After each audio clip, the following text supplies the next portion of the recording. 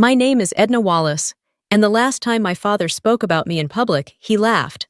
"She's just my secretary," he said loud enough for every decorated man in that room to hear. They laughed with him, and I stood there smiling like it didn't hurt, when in truth it tore straight through me. Because he wasn't joking, he meant it. To him, I was never a soldier, just a shadow in his story. What he didn't know was that the secretary he mocked had once commanded the kind of men he called heroes. And that night, I made a promise to myself he'd learn who I really was, not through my words, but through the silence he taught me to master. The sea air stung against my skin as the band struck up its brass anthem.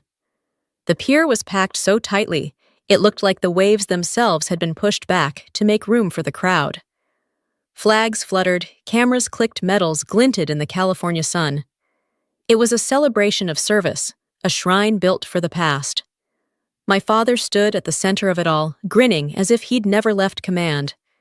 His name echoed through loudspeakers, Captain Henry Wallace honored for 4 decades of devotion to the Navy. He looked every bit the hero he'd always wanted to be, chest out, hands clasped behind his back, chin high, as if still on deck giving orders. I watched him from a few steps behind, close enough to feel the pride radiating off him, but far enough that no one would notice. I didn't quite belong there. When the speeches ended, reporters swarmed him like gulls chasing bread.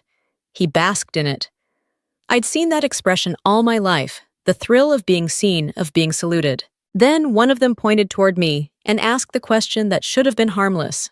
"What does your daughter do?" "Captain." The sound of his laugh cracked through the noise, sharp, confident, practiced. He slapped the back of a man beside him, a retired admiral who laughed along.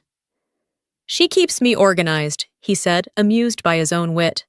"My secretary. Poor thing, she can't stay away from the Navy life." The men howled, and that laughter rolled across the pier like gunfire. For them, it was nothing, a joke between soldiers. For me, it was a blade drawn slow. I smiled, because that's what I'd been trained to do: absorb, conceal, endure. The trick wasn't not to feel it, it was to make sure no one ever saw that you did.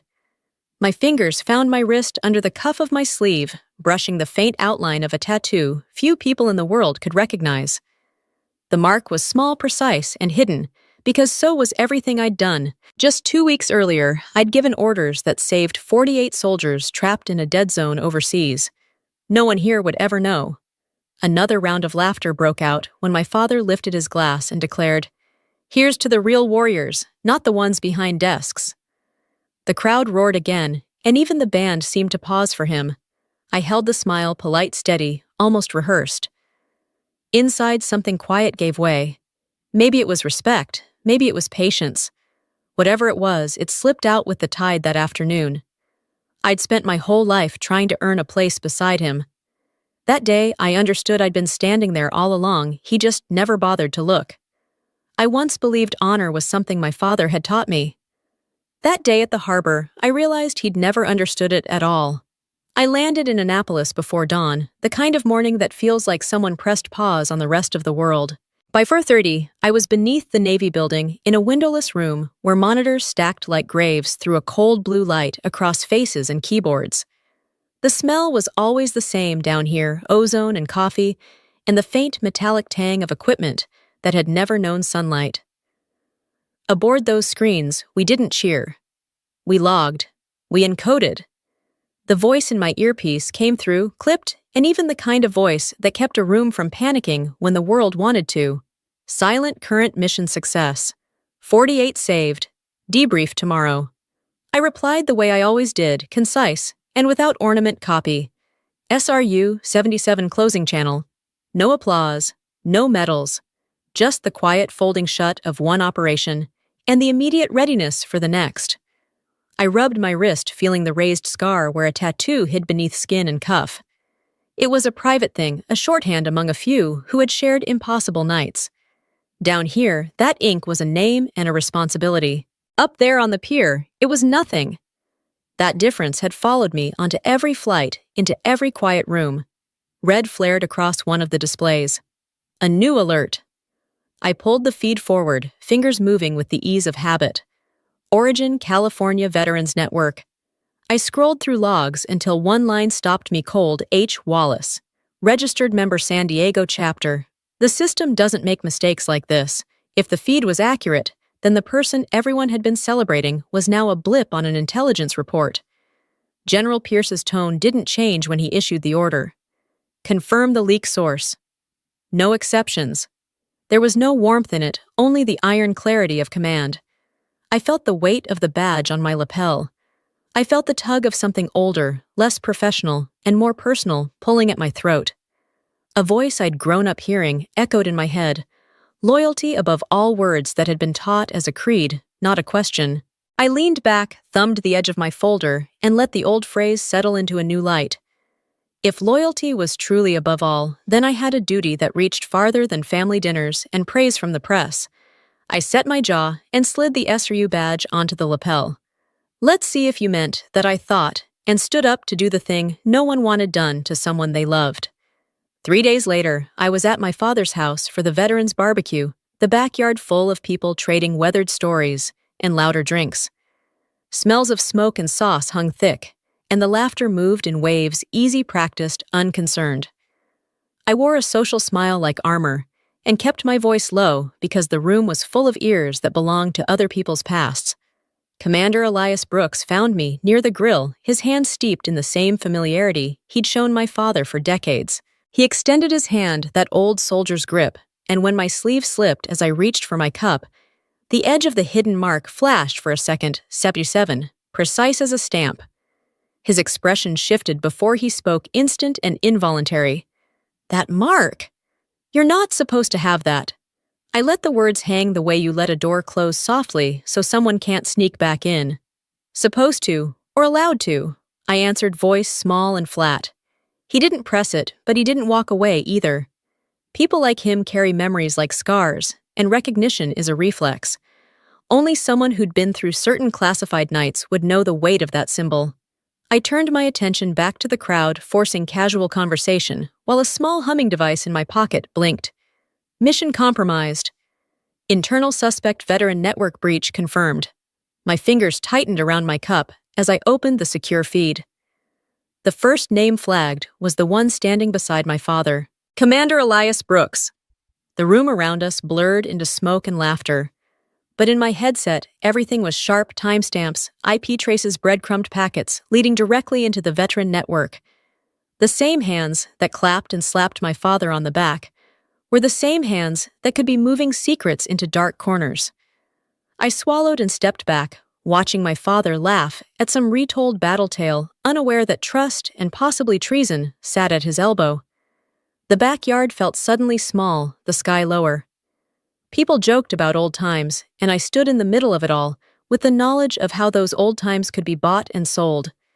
Family or mission, I thought, and the words were as a coin flipped into the dark. One will destroy the other. General Pierce's summons came before sunrise. His office smelled of paper and gun oil, and his voice carried the weight of verdicts. The leaks confirmed, Colonel. Source traces back to the Veterans Network. You'll handle the audit. I opened the file he pushed across the desk. The ink still fresh. The header stamped in red, primary suspect group. Henry Wallace Commander, Elias Brooks, and Associated Veterans. My throat closed before the words left it. Sir, that's my father. He didn't even blink. Then do your job. That night I drove to my parents' house, the one I'd grown up in, but never really belonged to. The trophies glimmered under soft lamps. The medals lined up like ghosts along the mantel. My father's voice filled the room, telling my mother every detail of the ceremony, his laughter thick with pride. None of the photos on the wall showed me. They never had. When he stepped outside to take a call, I opened his laptop on instinct. The password took seconds to crack. The habits of counterintelligence never sleep. A single encrypted folder appeared labeled Personal Archives. I broke the cipher, expecting nothing but old speeches or photographs. Instead, I found the first line, Shipment Code Blue Harbor. Clearance via Veterans Committee. My pulse stuttered. That code name belonged to Silent Current, the very mission I'd just dismantled weeks earlier. I checked the sender's address.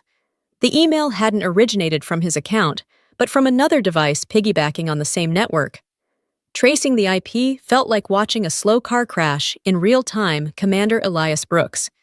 He was using my father's home Wi-Fi as a disguise.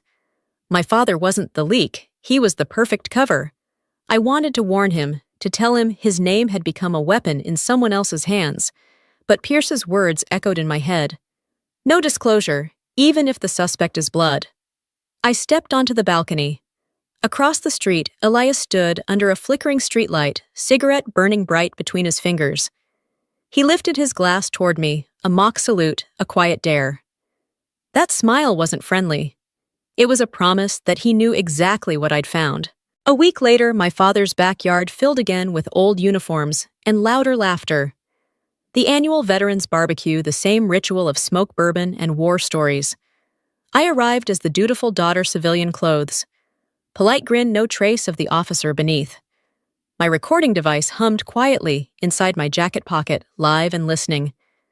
My father clapped an arm around Elias's shoulders, pride swelling as he showed off a framed photo with the Secretary of the Navy. I nodded along every word, every cheer feeling like static in my ears.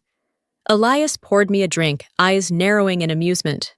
You really take after him. Always watching. And you never stop talking, I replied, meeting his stare. His hand tightened around the glass, a tell he couldn't suppress. Guilt has its own pulse. Then my phone vibrated, a coded alert flashing on the small screen, encrypted packet sent. Proximity within 1 meter of target H. Wallace. I scanned the crowd. My father stood beneath the porch light, laughing, the silver watch on his wrist catching the glow. The gift Elias had given him last year. My breath hitched. That was the transmission point. The watch wasn't just a gift. It was a transmitter. A microchip hidden beneath the casing. The symbol of his service had become the tool of his betrayal, and he didn't even know it. I steadied my voice as I approached him. That watch looks vintage. Gift from Elias, he said, proud. Navy-made, keeps perfect time. I forced a small smile. I'm sure it does. Later that night, I filed my report to Pierce, every detail time-stamped and sealed. I thought it was over until the following morning when headlines exploded online, Captain Wallace's daughter spying on veterans' data. My photo from the ceremony splashed across every feed. The headline screamed, the Navy's secretary turned spy. Elias had moved first. My father called before noon, voice clipped cold. What the hell did you do? Edna, the press says you're under investigation. That's not true. I told you your work would embarrass this family someday. The line went dead. I stood in the dark apartment, my SRU uniform hanging silent behind me, the badge I'd earned through blood and silence staring back from its hook. My hands shook, not from fear, but from fury. He used to say loyalty was sacred.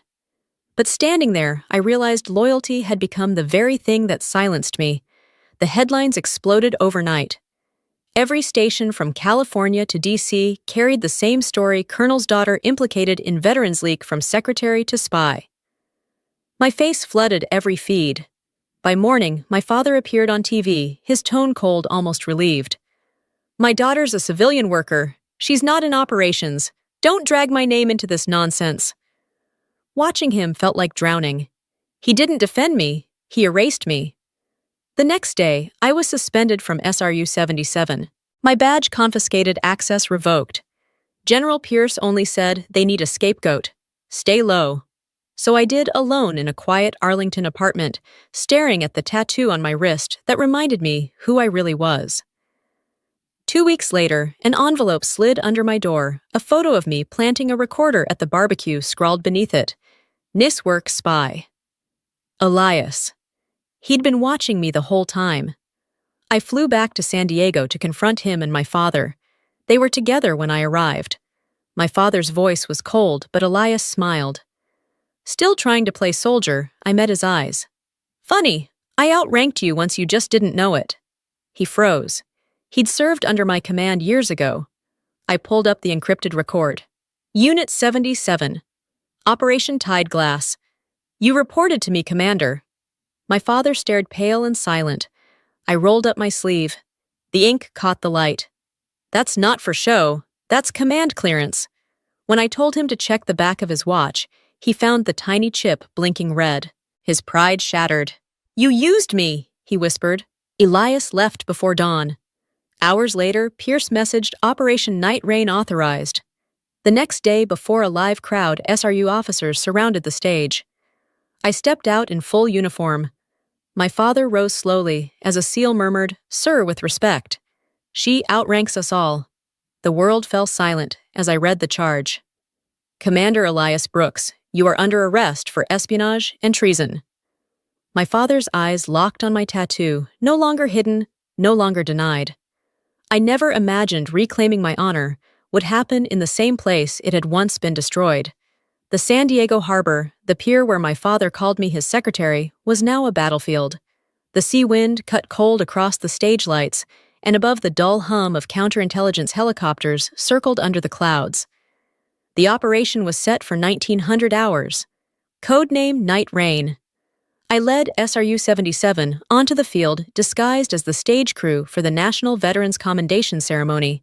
Elias Brooks stood at the podium, calm and smug, as if guilt could be hidden behind patriotism. My father sat in the front row, invited as a guest of honor, wearing the same silver watch, now just evidence locked in a sealed case. He had no idea I would appear. When the anthem ended, I gave a silent signal. Around the pier, dark silhouettes moved into position. General Pierce's voice broke through my earpiece. "Colonel Wallace, authority confirmed. Proceed at your discretion." I stepped out of the shadows, my dress uniform catching the spotlight. Murmurs rippled through the crowd. Elias began to say, "We served with honor," but I cut him off, voice steady and cold. "Commander Elias Brooks, by authority of Naval Counterintelligence, you are under arrest for espionage and treason." The pier fell silent. Agents closed in as Elias's composure cracked. His eyes darted toward my father, frozen in disbelief. I opened the classified file and read aloud. Operation Silent Current 48, lives saved under SRU 77 command oversight. Colonel Edna Wallace. For a moment, even the wind stopped. Then Pierce stepped forward. "Today, we recognize an officer who led with integrity and silence. Colonel Wallace, your command protected this nation from betrayal within." My father rose slowly, trembling. A SEAL beside him whispered, "Sir, she outranks us all." He turned toward me, eyes full of pride and regret, and raised his hand in a salute no one asked for, but everyone followed. The applause rose like the tide washing away years of silence. He taught me respect for rank. That night, I finally taught him what rank truly meant. 2 weeks later, the tribunal convened at Fort Meade. The courtroom smelled of cold metal and protocol. Elias Brooks was brought in shackled head, bowed, the arrogance gone from his posture. Cameras weren't allowed. The silence was punishment enough. When it was my turn to speak, I stepped forward and let the words fall sharp and measured. He used my father's reputation to gain classified access. The chip inside Captain Wallace's watch transmitted encrypted data every 48 hours. He didn't know, but I did. Elias's attorney rose immediately. "You had personal involvement, Colonel. Why didn't you recuse yourself?" "Because when family is targeted, I said silence is protection, not conflict." General Pierce took the witness stand, voice firm. Colonel Wallace acted under direct authorization. Her discretion prevented multiple operations from being compromised. The panel withdrew to deliberate. The wait felt longer than any mission I'd ever commanded. Then the presiding officer returned, reading the verdict with surgical precision. "Commander Elias Brooks, guilty on all charges." The room rose to its feet, the scrape of chairs echoing off the walls. Everyone stood except my father. He remained seated, hands knotted together, staring at the floor. When the chamber emptied, he approached, his voice rough and unsteady. "I didn't know what that watch was, I swear." "I know," I said quietly. "You were too busy polishing it." Later, I filed my transfer papers. Pierce called me in, brows drawn. "After everything you've done, why step back?" "Because winning doesn't always mean staying," I said. "It means knowing when peace has been restored." My request was approved. When I left the base for the last time, the glow of monitors faded behind me, the voices calling codenames swallowed by the hum of distance. 10 years of silence, and for once it finally sounded like peace. A year later, I sat in my new office at the Naval Strategic Operations Division, the morning sun stretching across the Chesapeake Bay like molten silver. The glass walls reflected light onto the floor, calm and sharp, the kind of calm that only follows long wars those fought in silence. An unread message blinked on my screen. From Henry Wallace subject, to my daughter, not my secretary. I opened it slowly. I used to think medals made a man honorable. But watching you that night, I saw honor in silence. You didn't disgrace our name. You defined it. I read it once. Then I deleted it, not from anger, but because forgiveness doesn't need proof. Leaving my office, I walked down a hallway washed in white light. Outside the window, ships glided into harbor, their decks gleaming. A group of young officers passed saluting as they went. I nodded back, quiet, composed. They'll never know the battles I fought, I thought. But they'll walk safely because of them. My hand brushed against my wrist. The faint outline of Unit 77 remained faded but alive, not a secret anymore, but a symbol carved by endurance. I stopped by the window, watching the sunlight dance on the waves. For the first time, it felt like peace didn't need sound or witness. It just needed truth. Respect isn't demanded, it's earned. And sometimes it salutes you first.